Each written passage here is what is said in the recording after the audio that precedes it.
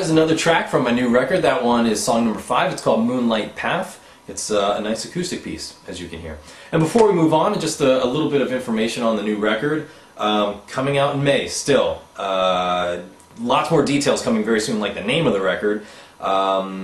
New front page of the website with 30-second clips of everything so you can get a little taste of what's coming out here. And full details on the giveaway that's happening. Again, I'm giving away a lot of cool stuff. I do want you to know, right from the start here, that in order for you to be entered into the giveaway, you're going to have to buy the physical disc from me, directly from my site, daveweiner.com.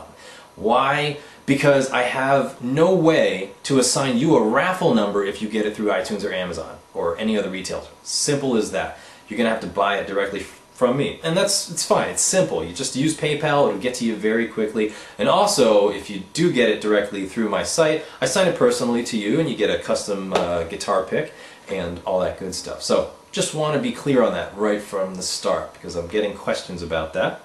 Let's see. All right, last week I said that this week we were going to talk about the 3 basic building blocks to get you sounding as musical as you can as a player, as quickly and easy as possible. The 3 building blocks are rhythm, repetition, and phrasing, and we're going to talk about these things today. Last week I showed you, I throw in a backing track and I go through my scales using the different subdivisions of rhythm. I'll play each scale with 8th notes, triplets, 16ths, sextuplets, and 32nds if I can, and that gets me used to using a variety of different kinds of rhythms because you're going to have to do that to be musical. You can't just play the same kind of rhythm. You got to understand how to use all of the subdivisions. Okay. The minute that you want to start sounding a little bit more musical than just using rhythm, we're going to add repetition into things. Repetition's important. Sometimes I say things multiple times here in the videos. Why? Because I want it to be heard a couple times. It means it's important. Okay? Just like in any melody, in any song, you're not just going to hear it once. You're going to hear it a couple of times. That's giving the listener the ability to hear something and hear it again to understand that, okay, that's important, that's the main theme, it's the main idea, the point, whatever you want to call it, and I can digest it because I'm hearing it a couple of times. And then finally, phrasing, incredibly important, okay?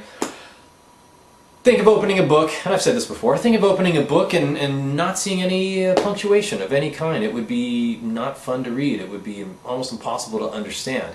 It's the same thing with music. We need to put the musical punctuation into what we're playing, okay?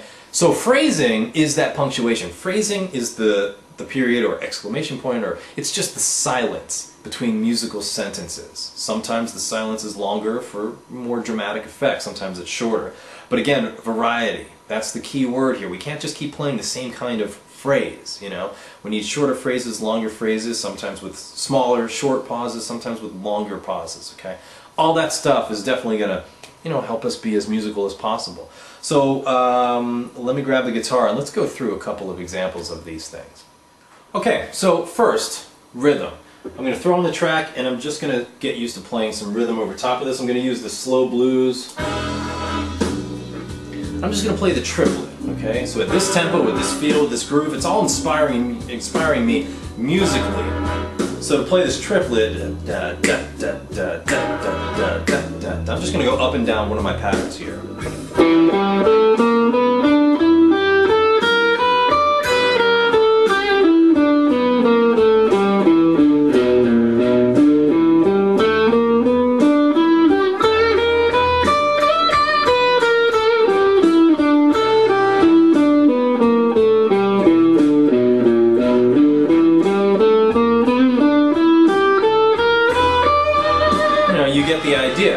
And when you're comfortable with that, then start switching through the other subdivisions. I'm going to just switch right to sextuplets.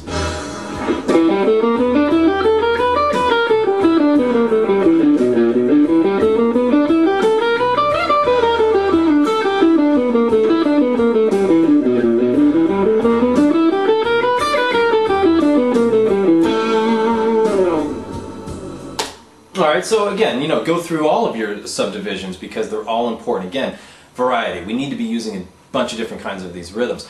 And like I said, the minute that you want to start sounding a little bit more musical than just playing with this kind of rhythm, because just going up and down the scale, or even just up and down the neck with a rhythm, sounds okay, but it's not killing it musically, okay? Just start to add in a little bit of repetition, and that's going to automatically get us up to a different notch musically. Let me try and do that.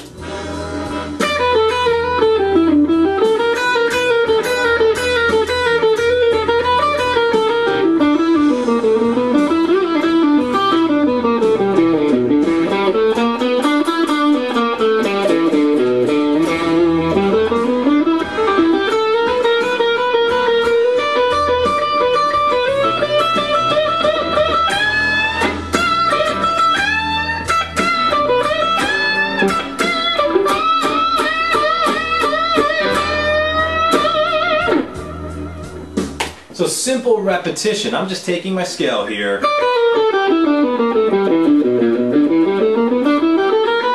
Instead of just going up and down, just add in that little bit of repetition. Again, finally we have to throw in some phrasing. Again, these are just the basics to get us sounding as musical as possible. So I need to stop playing. Just stop playing every once in a while. The listeners need a break. So again, I'm just going up and down in rhythms, and then I was going up and down using repetition over top of my rhythms. Sounded fine, but it can be better. And by better, we need to introduce some of the silence, you know? We need to introduce that musical punctuation, okay?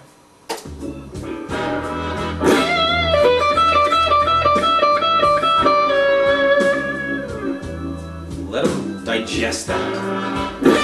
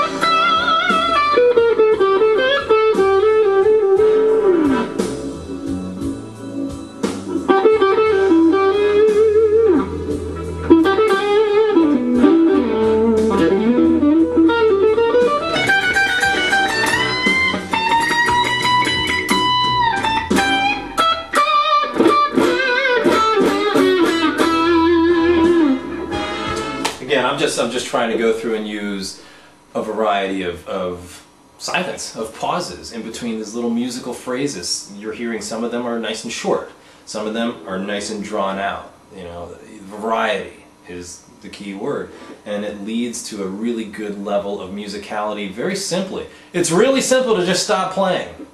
Very easy. So do it and use it to your advantage, okay? So the three things: just go up and down your scales using the different subdivisions. Get used to using a variety of rhythms. On top